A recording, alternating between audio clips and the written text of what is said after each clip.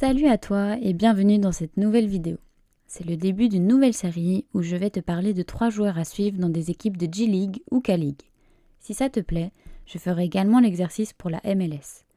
Les jours sont maintenant comptés avant que ce championnat ne reprenne, alors un maximum de likes pour me motiver à sortir tout ça. Comme toujours, ce n'est pas un conseil en investissement, fais tes propres recherches avant d'acheter qui que ce soit.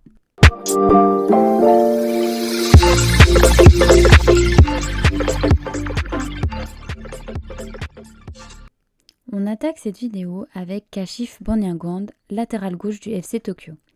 Différents aspects intéressants avec lui, en commençant par son prix, aux alentours de 3 €. L'écart entre ces différents scores est impressionnant, pouvant passer de 20 à 80, ce qui en fait un joueur très intéressant pour les compétitions KP. Il a commencé à enchaîner les matchs sur la deuxième partie de saison. Et tout laisse à penser qu'il sera titulaire dans cette équipe du FC Tokyo qui pourrait en surprendre plus d'un cette année. Notre premier joueur était U23. Tu l'avais remarqué sans que je te le dise, le deuxième l'est aussi, Kuryu Matsuki. Il est un peu plus cher tout en étant abordable. Il est installé en milieu de terrain dans cette équipe de Tokyo, bien plus que notre latéral gauche de début de vidéo. Lui aussi est intéressant pour les compétitions KP, et n'ayant que 19 ans, je pense que tu as le temps de le rentabiliser. Je pense qu'on a suffisamment de certitude sur lui, mais il est encore peu connu de tous. Dernier joueur de la vidéo, qui sera lui aussi intéressant pour les compétitions KP.